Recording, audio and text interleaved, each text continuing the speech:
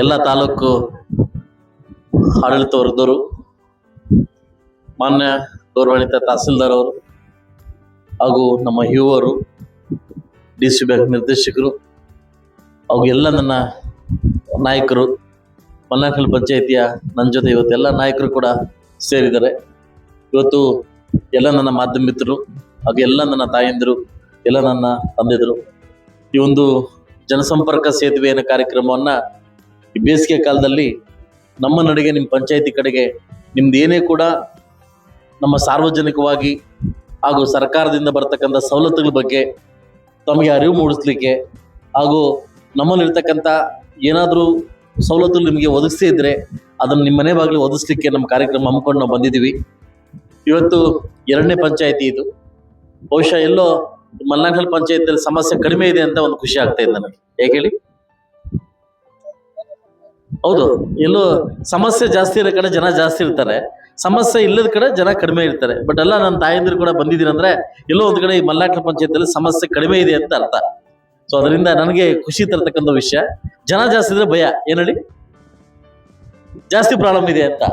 ಜನ ಕಡಿಮೆ ಇದ್ರೆ ಕಡಿಮೆ ಸಮಸ್ಯೆ ಇದೆ ಅಂತ ಅರ್ಥ. ಅದರಿಂದ 2ನೇ ಪಂಚಾಯಿತಿ ಬಹುಶಃ ಎಲ್ಲೋ ಒಂದ್ ಕಡೆ ನಮ್ಮ ಪ್ರಚಾರ ಕೂಡ ಕಡಿಮೆ ಆಗಿದೆ ಅಂತ ನನ್ನ ಮನೋಭಾವನೆ. ಪ್ರಚಾರ ಕಡಿಮೆ ಆಗಿದೆ ಅಂತ.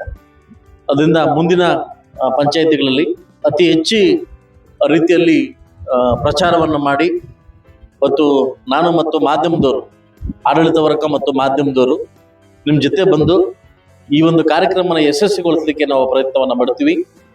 ಮೇ ಒಳಗಡೆ, ಜೂನ್ ಒಳಗಡೆ, ಅದು ಏಪ್ರಿಲ್, ಮೇ, ಜೂನ್ ಒಳಗಡೆ ಇಡೀ ಎಲ್ಲ ಪಂಚಾಯತಿ ಕೂಡ ರೌಂಡ್ ಹಾಕತಕ್ಕಂಥ ಕಾರ್ಯಕ್ರಮವನ್ನು ನಾವು ಮಾಡ್ತೀವಿ.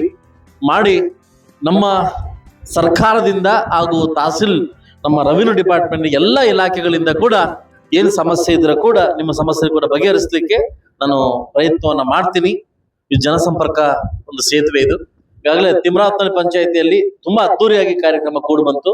ಸುಮಾರು 9 ಫಲಾನುಭವಿಗಳು ಅಲ್ಲೇ ಸ್ಪಾಟ್ ಅಲ್ಲಿ ಕ್ಲಿಯರ್ ಮಾಡಿಕೊಟ್ವಿ ಸಮಸ್ಯೆನ. ಸುಮಾರು ಒಂದು 40 ರಿಂದ 50 ಸಮಸ್ಯೆಗಳನ್ನು ಒಂದು ವಾರ ಟೈಮ್ ತಗೊಂಡಿದೀವಿ.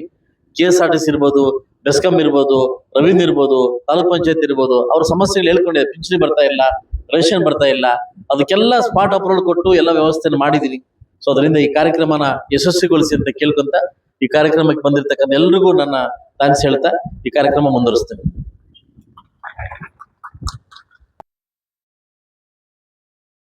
ಸಾರ್ವಜನಿಕರು ಒಬ್ಬರೊಬ್ಬರಾಗೆ ಬಂದು ತಮ್ಮ ಸಮಸ್ಯೆ ಇರತಕ್ಕಂತ ಇವುಗಳ ಅಹವಾಲನ್ನು ಸಲ್ಲಿಸಬೇಕಾಗಿ ಕೋರಿಕೊಳ್ಳುತ್ತೇನೆ.